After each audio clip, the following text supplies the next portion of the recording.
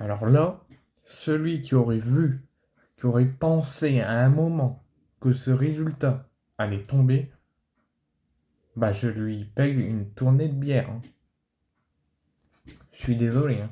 Celui qui va me dire, qui m'aurait dit ce matin, une victoire 3-0 de Carlos Alcaraz contre Novak Djokovic, le numéro 2 mondial au tennis, qui remporte quasiment, ça peut arriver où, qui perd en finale, mais qui remporte quasiment tous les trophées. Les seuls moments où il perd en finale, c'est qu'il aura combattu, que ça aurait été serré, une défaite 3-7-2, une défaite 2-7-1, que ça soit vraiment très serré. Donc une finale perdue, c'est déjà arrivé pour Novak Djokovic, donc c'est pas, entre guillemets, pas une grosse surprise. Mais qui perdent une finale, ça peut arriver. Mais qui perdent une finale d'un trophée aussi important après sa mauvaise période et son mauvais épisode à Roland-Garros, après sa grave blessure au genou qui a dû le pousser à déclarer forfait pour la suite de Roland-Garros et le pousser à se faire opérer et à revenir seulement 3 mois plus tard. Je ne voyais pas Djokovic se faire étrier, se faire marcher dessus 3-0 en finale de Wimbledon.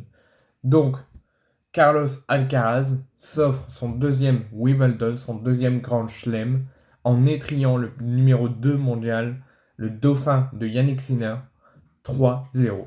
Il y aura seulement eu peut-être le troisième set de gagnant pour Carlos Alcaraz qui aura été un tout petit peu serré et que Djokovic aura vraiment combattu pour essayer de relancer le match et essayer pourquoi pas de renverser la situation et de gagner 3-2, 3-7-2.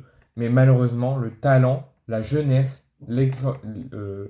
l'intensité et l'envie mis par Carlos Alcaraz face à une baisse physique forte et vraiment qui s'est montré avec, avec le genou de Novak Djokovic, bah c'est logiquement Carlos Alcaraz au vu du match, pas au vu du papier, mais au vu du match, au vu des plus d'1 heure et demie de match, que c'est normal que Carlos Alcaraz s'impose. La grosse surprise, c'est que Djokovic était quasiment aux abonnés absents, sauf au troisième set où il s'est mis seulement là à combattre, et qu'il se fasse étrier, et que sa forme physique, sa blessure physique, ait pris le dessus de son talent et de son expérience dans les grands tournois de tennis. Donc, Carlos Alcaraz crée l'énorme surprise, remporte son quatrième Grand Chelem dans sa carrière, crée la première grosse surprise sur ses 4 chelems. Il en avait remporté 3 avant celui-là, donc dans des matchs, je me souviens plus contre qui, mais dans des matchs assez logiques, qui gagne.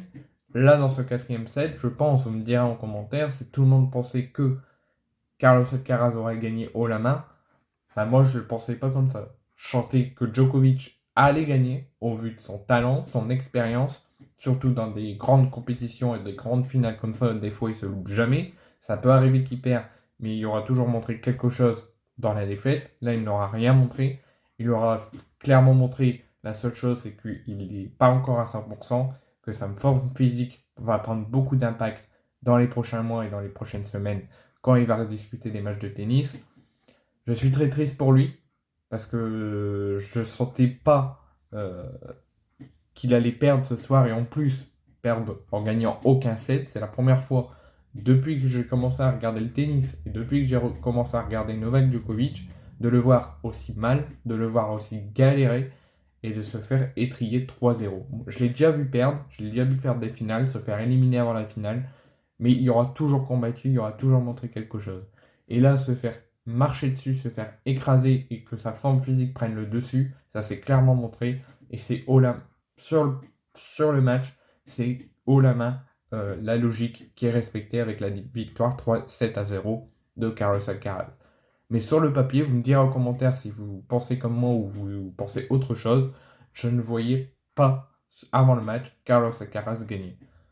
J'aurais, j'aurais dit que ça ne sera pas un match facile pour Djokovic, ça sera sûrement un match serré, un match plaisant.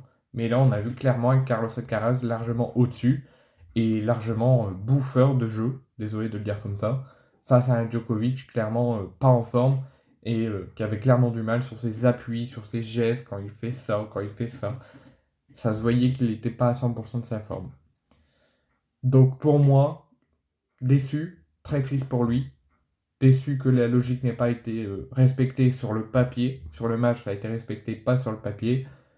Bravo à Carlos Alcaraz à seulement 21 ans qui remporte déjà 4 grands chelems et qui remporte 4 Wimbledon déjà.